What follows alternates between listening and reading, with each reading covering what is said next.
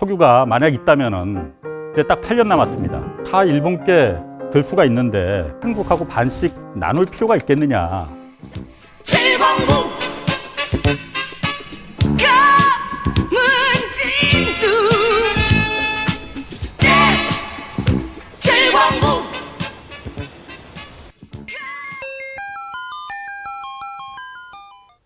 칠광구 들어보셨어요? 우리나라도 이제 대륙궁 탐사 40년 만에 산유국의 꿈을 이루게 됐습니다. 영화 말고, 영화 얘기 아닙니다. 실제로 있는 데거든요. 여기가 바로 그 칠광구라는 데입니다. 대륙궁이죠. 그러니까 일본하고 한국하고 사이에 칠광구라는 대륙궁 얘기인데 오늘 이 얘기입니다. 이 얘기를 왜 갑자기 하냐면은 이번에 한국 정부에서 여기 칠광구에서 석유를 개발하겠다라고 발표를 한 거예요. 올해 1월 2일 날 이 선언을 했습니다. 여기 이제 앞으로 석유를 이제 좀 탐사를 하겠다. 그럼 여기 실제로 그럼 석유가 진짜로 있느냐? 그건 사실 모르죠. 그런데 1968년에 유엔의 그 아시아 자원개발위원회라는 그 소위원회가 있었거든요. 여기서 이쪽 타이완에서부터 이쪽 그 일본 앞바다까지 동중국해라고 하죠. 여기를 전체를 자원을 한번 쭉 뭐가 있는지 탐사를 해봤다는 거예요. 그랬더니 그 결과가 세계에서 가장 풍부한 석유가 묻혀 있을 가능성이 매우 크다. 여기가 칠광구라는 데를 포함해서 라는 거예요. 그리고 또 2004년에는 그 우드로 윌슨이라는 미국의 그 국제연구센터가 있습니다. 거기서는 여기에 사우디아라비아의 한 10배 정도 많은 천연가스가 매장돼 있을 가능성이 매우 높다라고 구체적인 그 어떤 매장 추정량까지도 발표를 해버렸습니다. 자, 그러다 보니 여기가 노다지라는데 가만히 있을 수가 있었겠습니까? 1968년에 그 보고서가 나오자마자 한국의 당시 정부, 박정희 정권이죠. 그 당시에 여기 우리 땅하고 선언을 해버린 거예요. 칠광구를. 왜냐? 여기가 노다지라고 하니까. 그래서 선언을 했는 여기 우리 땅이다 해버렸는데 솔직히 이게 보면은 일본 쪽에 더 가깝거든요. 그렇지 않습니까? 한국하고 일본 사이가 놓여 있긴 하지만 일본 쪽에 솔직히 더 가까워요. 그러니까 일본이 가만히 있었겠습니까? 아니 오키나와 바로 앞에 있는 데인데 여기가 JDG라는 오키나와가 이쪽이거든요. 이게 어떻게 한국 땅이냐. 그렇지만은 그 당시에는 이게 먹힐 수 있었던 게 그 당시 국제법은 이 대륙붕이라는 게가 어느 나라하고 연결돼 있느냐, 어느 나라에서 시작을 했느냐, 이거로 그 소유권을 인정을 해줬거든요. 그러다 보니까 우리나라 제주도 이쪽에서부터 이 JDG 이쪽이 다 한 덩어리로 묶여 있잖아요. 그러니까 이거 우리 땅이다라고 우길 수가 있었던 거예요. 그런데 반면에 일본 같은 경우에는 이 오키나와 앞쪽에 보면 여기 좀 약간 좀 뭐 좀 까맣게 어둡게 좀 있는 데 있죠. 여기가 오키나와 해구라는 아주 깊은 그러니까 바다 골짜기예요. 한 깊이가 600m 정도 된다고 합니다. 이게 딱 대륙붕을 끊어놓고 있으니까 거리상으로 일본에 가깝긴 하지만은 일본 땅이라고 우길 수가 없는 거죠. 국제법상으로는 당시엔 이랬습니다. 이게 우리 거리상으로는 일본에 더 가깝지만은 이거 우리 땅하고 우길 수 있을 만한 근거가 충분히 됐었거든요. 그래서 일본이 이거를 그냥 다 한국에 잘못하면 뺏기게 생겼거든요. 그러니까는 반반씩 나누자. 이거 같이 일본하고 한국하고 공동으로 소유해서 같이 개발해서 뭐 나오면은 반씩 나누자라고 제안을 합니다. 일본에서. 그게 70년대 말이에요. 그 당시 한국은 돈이 있습니까? 기술이 있습니까? 석유 있다 하더라도 법적인 논리밖에는 없는 거거든요. 우리는. 그래 좋다 그러면은 공동개발구역으로 묶자 해서 그때부터 여기를 갖다가 한일 공동개발구역으로 묶습니다. 그래서 이름도 칠광구가 아닌 그때부터는 JDG, 조인트 디벨롭먼트 존. 그래서 공동개발구역이다라고 조약을 맺습니다. 그게 1978년이에요. 한 42년 전이죠. 81년, 82년, 83년 이때 여기 본격적으로 탐사를 하고 시추를 합니다. 한 7개 정도의 시추공을 넷, 다섯, 여섯, 일곱 이렇게 시추를 합니다. 그리고 그 중에서 한 3군데 정도에서 뭐 많은 양은 아니에요. 그런데 석유와 천연가스가 발견됐습니다. 발견됐어요. 81년도에 이제 발견이 됐습니다. 그러다 보니까 많은 양은 물론 아니었습니다. 그러니까 국민들이 그때 다 그야말로 난리가 났었죠. 저도 그때 제가 중학생이었던가 고등학생이었던가 그랬는데 이제 공부할 필요도 없다 이제 우리 산육돼서 부자 되는데 무슨 공부야. 그런 기억 갖고 계신 분들 분명히 여기 계실 겁니다. 그때 노래도 나왔거든요. 제7광구 정난이라는 가수가 불렀는데 칠광구 가문진수 칠광구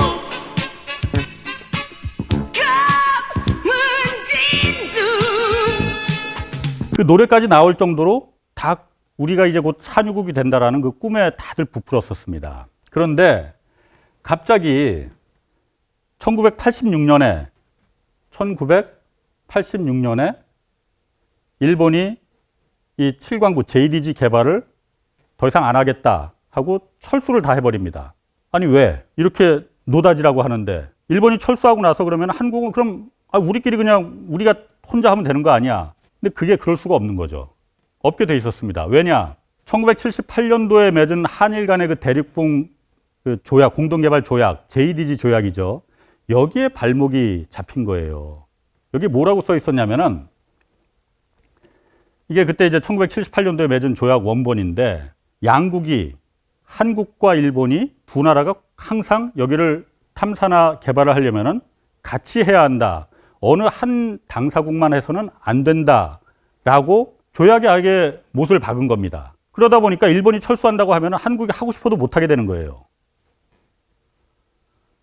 자, 아주 답답하게 됐습니다. 일본이 일단 여기서 그 철수하게 된 이유, 표면적으로 내세운 이유는 여기에 원래는 그 어마어마한 유전이 있을 것으로 처음에 생각했었는데 막상 조사해 보니까는 돈 들여까지 할 만한 그렇게 경제성이 있지는 않더라라는 걸 이제 경제성이 없다는 걸 표면적으로 내세운 이유였거든요. 철수하는 이유를.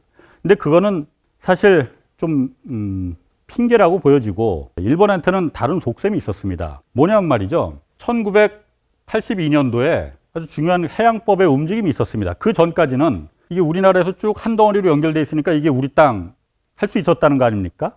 1982년도에 UN 국제해양법이라는 게 채택이 됩니다. 200캐리까지는 그 나라의 그 바다다 이렇게 인정을 해준다는 그 개념이 도입되면서 대륙붕도 그때 어떻게 좀 교통 정리를 해야 되느냐, 이렇게 우리나라나 일본처럼 양국 간에 이렇게 걸쳐 있는 경우에는 이것도 뭐 이렇게 어느 나라에서 뭐 한 덩어리로 왔는지 이렇게 복잡하게 하지 말고 그냥 간단하게 바로로 나눠서 반씩 가져라, 이렇게 UN 해양법이 국제법이 바뀌어버린 겁니다. 그때 1982년도에 반으로 중간선으로 나누면은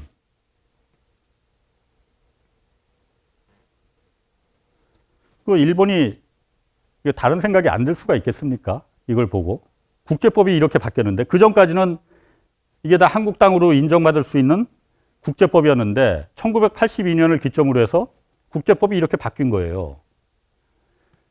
일본이 다른 속셈이 생각이 날 수밖에 없겠죠. 더군다나 이 그 JDG 조약이라는 게 평생 가는 항구적인 조약이 아니고 50년간만 딱 유효한 한시적인 조약이거든요. 1978년도에 이 조약이 맺어졌습니다. 50년간이면은 언제까지냐면 2028년까지거든요.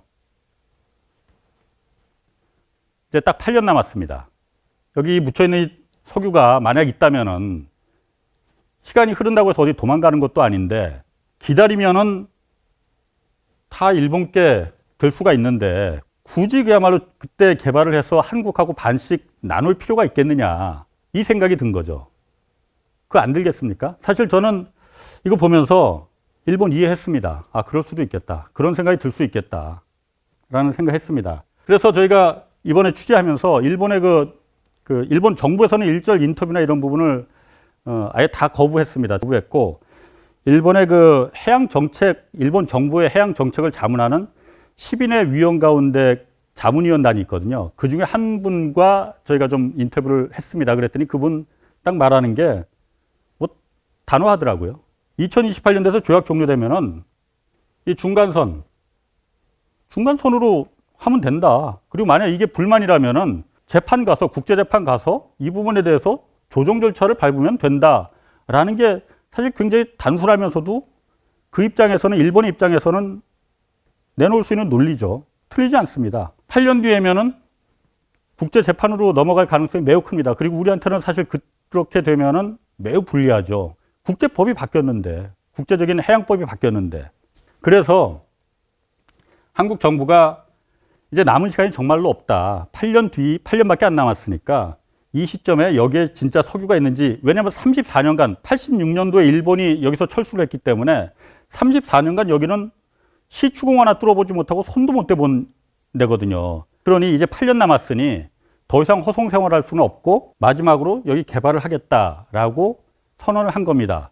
산업자원부에서 석유공사를 개발권자로 지정을 해서 여기를 이제 그 개발할 석유공사가 탐사를 먼저 해라. 그리고 개발 가능성 있으면 시추를 하도록 하겠다라는 부분을 이제 선언을 했고, 근데 조약이 있지 않습니까? 1978년도에 맺은 조약이 아직 2028년까지는 유효하거든요. 그때까지는 그 조약에 따르면은 일본이 동의를 해야 하지 않습니까? 일본의 동의를 구하는 절차가 남아 있습니다. 그래서 한국 외교부가 일본의 외무성에 자, 우리가 이번에 이렇게 결정했다. 여기 개발하기로 이제 8년밖에 안 남았으니까 우린 들어갈 테니 일본은 어떻게 할 건지, 여기 동의할 건지 아니면 개발에 거부할 건지 통보를 다오라고 지난달에 일본 외무성에 한국 외교부가 통보를 해놓은 상태입니다. 아직 답변은 안 왔습니다. 아직은 동의할지 안 할지. 동의하면은 개발하는 거고 안 한다고 하면은 조약에 묶여 있으니까 어쩔 수 없죠. 들어가지 못합니다. 그렇다고 해서 뭐 손 놓을 수는 없겠죠. 외교부도 그래서